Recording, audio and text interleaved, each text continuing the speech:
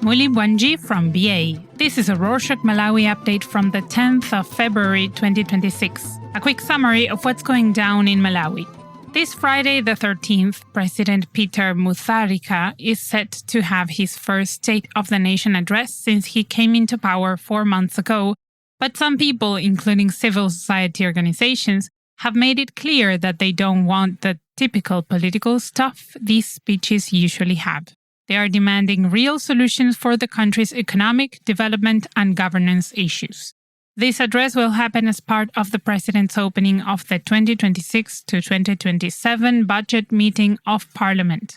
Local news said analysts are describing the address as a test of Mutharika's leadership. They expect him to explain clearly how he will tackle the country's debt, inflation, and food issues. In trending news, Samir Sakrain, the director at Crossroads Hotel in Lilongwe in the central region, was kidnapped. Video footage from the incident shows him walking up to the hotel and a vehicle parking next to the entrance, with 2 men dressed in white rushing up to him and quickly grabbing him and running to their car. They were armed. Police said the kidnappers' car had 2 registration numbers that are not officially registered in the Malawi Traffic Information System, suggesting that they went a long way to try to hide their identities. The police said they are trying to track the perpetrators. In an update to a story from our previous show, last week we mentioned that the government was considering requiring civil servants working in district councils to work in their districts of origin. The Ministry of Local Government has now issued a directive on the matter, only this time they want officers to live in the districts they are designated to work in. They said they noticed that officers who live in cities or districts other than where their duty stations are located often travel long distances to get to work, which ends up making their performance at work poor. The ministry has since ordered all officers living outside of their duty stations to relocate to their designated areas. In another episode, we mentioned a new law that the Blantyre City Council passed, stopping heavy goods vehicles from passing through the city between 6 a.m. and 6 p.m. Well, transporters aren't happy with the new law and have given the council 5 days to reverse it. They didn't say what would happen if the council did not do so, but they told local news that their businesses have suffered greatly because of this law, since the city doesn't have any alternative routes for them to use. They said they would have loved it if the council consulted with them before passing the law. Unfortunately, the council's CEO and the Blantyre city mayor are in Morocco for a meeting, so the transporters' petition may have to wait. Some online students will no longer receive student loans. On Wednesday the 4th, the Higher Education Students' Loans and Grant Board said the Skills for a Vibrant Economy project by the World Bank came to an end, so they can no longer give students enrolled under the Open Distance and e-Learning Alternative Learning method any student loans in the next academic year, since they came from the initiative. The board told local media that the project supported online students studying priority fields like health, energy, and education in many universities across the country. On a related note, UNICEF revealed that over 1 million youths are out of school and that less than 1 in 5 children have achieved age-suitable literacy. UNICEF feels that Malawi's recent introduction of free education, which we spoke about in previous episodes, is a great move, but also advised the government to come up with reforms that align with strong systems and adequate financing. In response, the Ministry of Education said they are reviewing the first phase of the National Education Sector Investment Plan, which ran from 2020 to 2025, and said they want their next phase, which will run from 2026 to 2030, to focus on removing barriers to education, getting more qualified teachers, and focusing on skills development. Meanwhile, Mzuzu University is currently investigating a cheating scheme and has suspended some administrative staff members who are suspected of facilitating academic fraud. A statement by the university said the school's authority noticed that the exam results for 103 students were tampered with in the Integrated Management Information System, a digital system that handles students' affairs. They said they reported the issue to their Institutional Integrity Committee and are working with the Anti-Corruption Bureau and the school's lawyers to get to the bottom of the matter.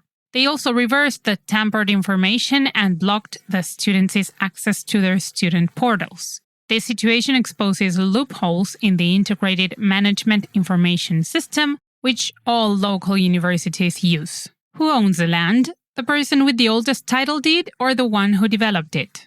A December 2025 ruling says the oldest title deed wins, but Ephraim Nyondo, a Nyasa Times journalist, says this is problematic and drew attention to the case of Cecilia Katsamira, the former official hostess, versus the Kapwete family.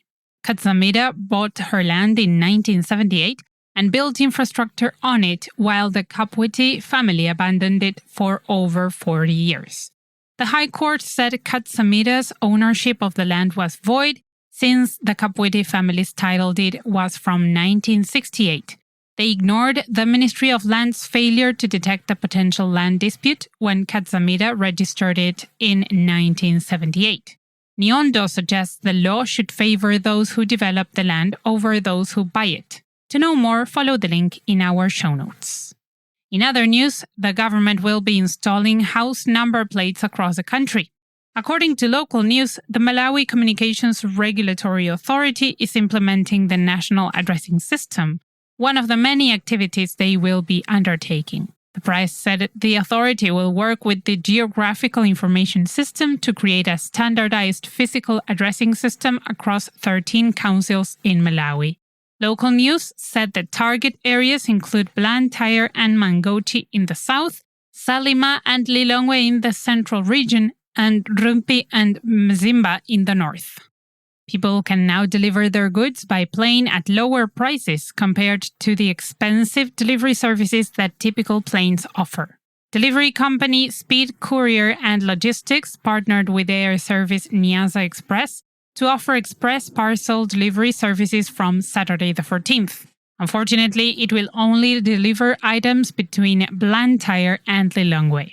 Authorities at Speed Courier said they noticed a huge demand for faster parcel delivery, which is why they introduced the new service, allowing people to receive parcels in just 1 hour for just 10,000 kwacha, which is $6 per 1 kilogram or about 2 pounds.